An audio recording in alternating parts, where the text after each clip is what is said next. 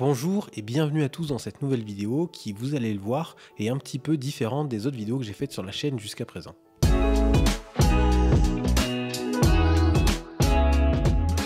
Elle est un peu différente puisque je vais vous expliquer les raisons qui m'ont poussé à me lancer dans l'aventure YouTube avec vous. Je vais également faire un petit bilan de ce qu'a donné cette aventure depuis l'ouverture de la chaîne il y a maintenant à peu près 2 mois jusqu'à aujourd'hui. Et puis ce qui m'intéresse le plus, c'est de parler avec vous de l'avenir de la chaîne et surtout d'avoir votre point de vue, votre opinion et que vous puissiez me dire dans les commentaires ce que vous espérez pour le futur de cette chaîne YouTube. Ça va maintenant faire à peu près 2 mois que j'ai posté ma première vidéo sur la plateforme et je dois bien vous avouer que je ne m'attendais pas d'une part à prendre autant de plaisir à créer ces vidéos, à créer du contenu, à vous le proposer. Et la deuxième chose à laquelle je ne m'attendais pas, c'est d'avoir autant de retours aussi bienveillants et aussi touchants.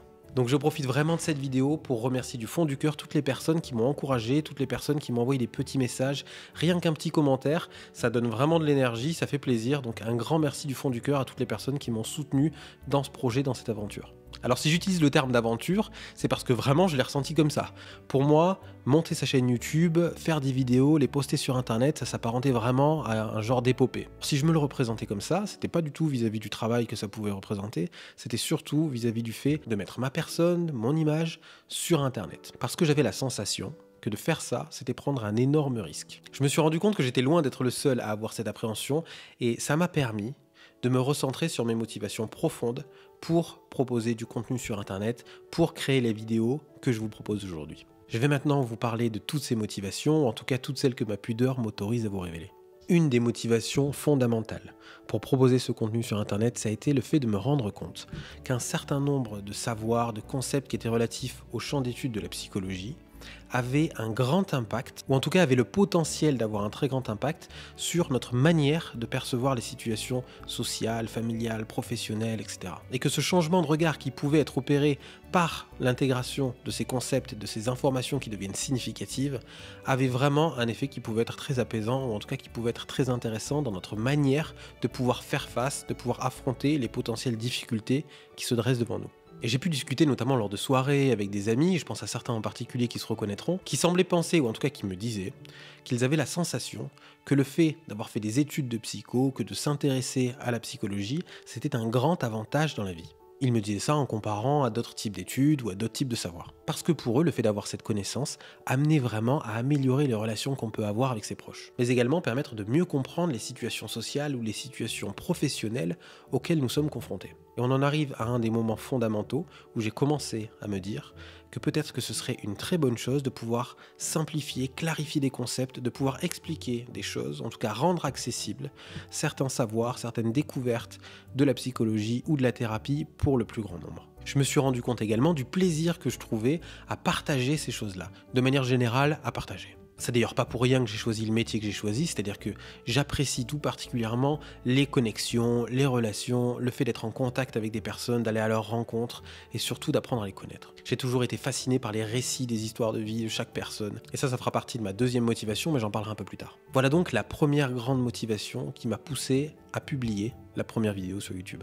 Et je l'ai fait en gardant en tête cette phrase de Paul Valéry que je trouve si subtile et si intelligente: tout ce qui est simple est faux, mais tout ce qui est compliqué est inutilisable. C'est avec cette maxime en tête que je me suis dit oui, effectivement, ce qu'il faut être capable de faire, c'est non pas de retranscrire des savoirs académiques tels que je pourrais les lire dans des bouquins. Ce qu'il faut faire, c'est vraiment les intégrer, les digérer et puis les ressortir d'une manière qui soit suffisamment simple pour être intégrable.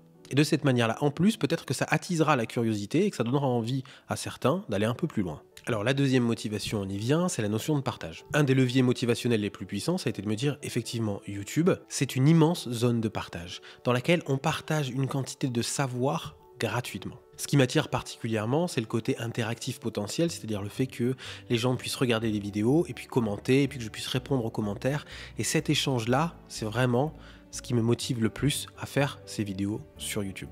Donc l'idée qui est la mienne, c'est vraiment de créer comme ça une communauté qui interagisse, qui partage, qui donne des points de vue différents, contradictoires parfois, qui puisse s'entendre, mais le tout dans une grande bienveillance et dans l'écoute de la pensée de l'autre. Je trouve qu'il n'y a rien de plus intéressant que les divergences de points de vue ou que le fait de se rendre compte que la réalité est en réalité une construction et que chacun dispose de sa propre réalité et qu'il n'y en a pas une qui est meilleure que l'autre. Bon, alors c'est vrai, maintenant qu'on a parlé de ces motivations profondes, il y avait quand même quelques freins. Et un des principaux, c'était vraiment cette appréhension de mettre ma tronche sur Internet. J'avais l'impression que tout d'un coup, c'était me mettre à la merci de toutes les critiques. Et puis il y avait aussi le fait de me dire, finalement, si on regarde bien sur Internet, tout a été déjà fait. Qu'est-ce que je vais bien moi pouvoir proposer aux gens qui soient différents ou qui les intéressent? Il y a des gens qui sont bien plus compétents que moi, bien plus intelligents, bien plus experts, qui vont expliquer les mêmes choses que je vais essayer d'expliquer moi, mais bien mieux que moi. Et puis j'ai lu un livre qui a changé complètement ma manière de voir les choses. Ce livre, c'est un tout petit livre d'Austin Kleon qui s'appelle « Montrez votre travail ». Ce petit livre, en fait, il m'a amené à me dire, finalement, peut-être que ça vaut le coup. Peut-être que ça vaut le coup parce que oui, c'est vrai, peut-être qu'il y a des gens qui sont bien plus experts que moi. Mais finalement, est-ce que ce sont les experts qui s'adressent le mieux aux débutants ou aux non-initiés? Ce que nous dit l'auteur du livre, c'est que finalement, les personnes qui arrivent le mieux à s'adresser aux non-initiés ou aux débutants, ce sont les personnes qui, justement, ont débuté il n'y a pas si longtemps que ça, ou qui sont toujours dans ce processus de formation, qui sont toujours dans ce processus d'apprentissage. En fait, ce petit livre, je le conseille vraiment à tous les artistes ou à tous les créateurs, toutes les personnes qui veulent publier du contenu, et notamment sur Internet. Ça peut être le fait d'écrire un livre, d'écrire un blog, de se lancer dans un podcast, dans la création de vidéos, etc., etc. En fait, ce petit bouquin, il est idéal pour toutes les personnes qui, comme moi, ont horreur de la promotion individuelle. Ou en tout cas, qui ne sont pas à l'aise avec le fait de promouvoir le contenu qu'ils publient sur Internet. Et il nous amène vraiment à penser que si on fait un travail, l'important c'est de le documenter et que ça intéressera forcément quelqu'un. Le fait de lire ce livre, ça a vraiment participé à changer ma manière de voir les choses. J'en reparlerai peut-être dans de prochaines vidéos, mais si ça vous intéresse, je vous mettrai un lien si vous voulez acheter le livre dans la description de la vidéo. J'en profite pour vous dire que maintenant, ce que je fais, c'est que les liens que je mets dans la description de la vidéo, vous n'êtes bien sûr pas obligé de cliquer dessus pour aller acheter les livres, mais que si vous le faites et que vous achetez via le lien que j'ai mis dans la description de la vidéo, je vais toucher une toute petite commission. Je crois que c'est quelque chose comme 3% ou 5% du prix d'achat de ce que vous achetez. Donc en fait, c'est une manière de soutenir la chaîne et de me permettre, peut-être un jour, on en est très loin aujourd'hui, mais de pouvoir m'acheter du matériel ou de pouvoir améliorer la qualité des vidéos. On va en arriver progressivement à l'avenir de la chaîne et à qu'est-ce que je vais en faire. L'idée, c'est aussi que vous puissiez me dire, vous, ce que vous attendez du développement de cette chaîne. Qu'est-ce que vous voulez pour le futur? Est-ce qu'il y a des types de vidéos, des formats de vidéos, des types de sujets ou des thèmes en particulier que vous aimeriez que j'aborde? Les quelques idées que j'avais comme ça en vrac, c'était de faire potentiellement un format podcast, c'est-à-dire un format un petit peu plus long, avec des vidéos, bien sûr, je filmerai les podcasts que je publierai sur la chaîne YouTube, mais également sur des plateformes peut-être comme Spotify ou comme Apple Podcast. Donc en gros, ce serait plus des formats d'1 heure à peu près. De continuer à publier en parallèle du contenu avec un format similaire à ce que j'ai fait jusqu'à présent, c'est-à-dire des petites vidéos de 10-20 minutes maximum dans lesquelles je présente soit un livre, soit un concept qui puisse être intéressant pour vous. Et enfin un format qui s'apparenterait un petit peu plus à un type vlog dans lequel je documenterai mon travail, je documenterai ce que je fais. Je vous donne un exemple, cet été je vais écrire un mémoire, donc en fait ça serait le fait de documenter la manière dont je m'y suis pris, la manière dont j'ai fait mon planning, dont j'ai organisé mon travail, potentiellement quelles applications j'ai pu utiliser ou qu'est-ce qui m'a facilité la vie, tout ce que j'ai trouvé intéressant, qu'est-ce que j'ai appris, quelles ont été mes erreurs, quelles ont été les choses qui ont été facilitatrices dans ce travail-là. Enfin, vous avez compris l'idée. L'idée, c'est de documenter le travail.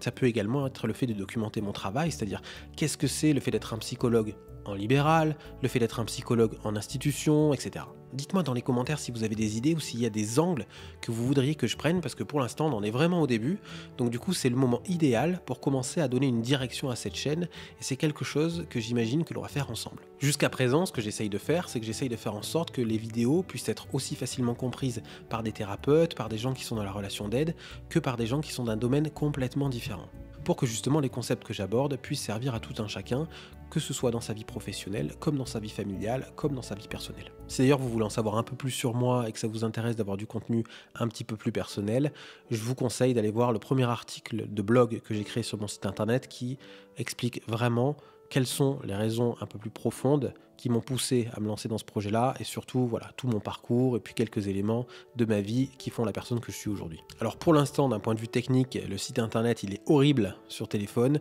Je vous conseille vraiment, si vous allez le voir, d'aller le voir à partir d'un ordinateur. Alors j'en profite également pour vous dire que ce que je vais essayer de faire, c'est de maintenir un rythme de sortie de vidéos hebdomadaire. Ce que je faisais jusqu'à présent, c'est que je publiais les vidéos le dimanche matin. Et pour le type de contenu que je propose, je me suis rendu compte que c'était peut-être une erreur parce que ça générait très peu d'engagement au moment où je sortais les vidéos. Et le dimanche, les gens ont certainement d'autres choses à faire ou en tout cas envie de regarder d'autres choses. Donc du coup, j'ai envie de faire un test et de publier plutôt mon contenu le vendredi à midi. Pour que vous compreniez un petit peu pourquoi je me pose cette question-là, il faut comprendre comment l'algorithme de YouTube fonctionne. Parce que l'idée en proposant du contenu sur YouTube, c'est que les gens puissent y avoir accès, que des gens puissent le regarder. Et en fait, pour que la plateforme propose le contenu à des gens qui ne me connaîtraient pas personnellement ou à des gens qui n'auraient pas accès à des liens directs vers ma chaîne, ce qu'il faut, c'est que l'algorithme comprenne que le contenu que je propose est potentiellement intéressant pour les gens. Pour ça, il va regarder plusieurs choses. Une des premières choses qu'il va regarder, c'est le nombre de clics potentiels sur les vidéos. La deuxième chose que va regarder YouTube, c'est le temps que les gens restent sur les vidéos. Donc c'est-à-dire, si quelqu'un vient mais reste 10 secondes, l'algorithme va comprendre que le contenu n'est pas forcément intéressant. Et enfin, la troisième chose, c'est le niveau d'engagement que produisent les vidéos. Le niveau d'engagement, en fait, ça va être le nombre d'abonnés, le nombre de personnes qui activent les notifications, le nombre de commentaires, le nombre de likes, etc. Et ce qui va être très important également, c'est le nombre de personnes qui vont venir visionner les vidéos dans une fenêtre de quelques heures après que la vidéo ait été publiée. D'où l'importance de publier des vidéos à des moments qui soient adaptés pour que les personnes soient disponibles pour aller voir le contenu, que ce soit des moments dans lesquels elles sont plus aptes à aller voir le contenu qui est proposé. Donc je me suis dit que potentiellement le dimanche matin n'était pas le moment le plus favorable, ce qui m'a conduit à penser que peut-être que le vendredi midi serait plus adapté. Mais dites-moi dans les commentaires ce que vous en pensez. J'en profite d'ailleurs pour vous dire que la vidéo de vendredi prochain s'intéressera à un livre qui s'appelle « Si tu m'aimes, ne m'aime pas », qui est écrit par Moni El-Kaïm. Voilà, je pense que je vous ai dit à peu près tout ce que je voulais vous dire aujourd'hui.